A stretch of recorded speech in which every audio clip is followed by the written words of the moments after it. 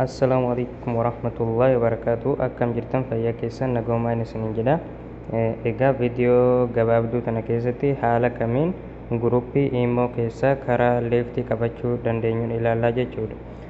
Fakkeenyaaf guruppii immoo keessa yoo jiraanne yoo keessaa bahuu feene haala itti bahuu dandeenyuun jechuudha. Kana gochuudhaaf jalqaba immoo ni bananna. Ergaa immoo banannee haala kanaan nuuf fidaa jechuudha.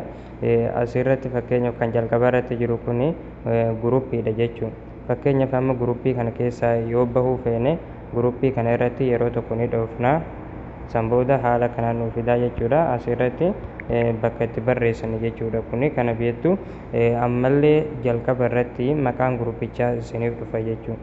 Fakkeenyaaf garee lammaffaa kan jedhu kun maqaa guruppii kanaati.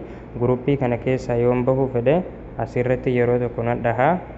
San booda asitti tuqaa sadi ni jirti jechuudha. Tuqaa sadi tana yeroo tokko ni tuqnaa. San booda jalqaba irratti liiv kan jedhu ni dhufaa jechuudha. Liiv kan jedhu kana ni tuqnaa. San booda asitti yees kan jedhu kana tuqnaa jechuudha. Amma keessaa baanee jira jechuudha guruppicha keessa. Egaa haala kanaan guruppii keessaa bahuu dandeessu jechuudha. Waan na hordoftaniif galatooma. Wassalaamu alaikum warahmatullaahi wabarakaatuh.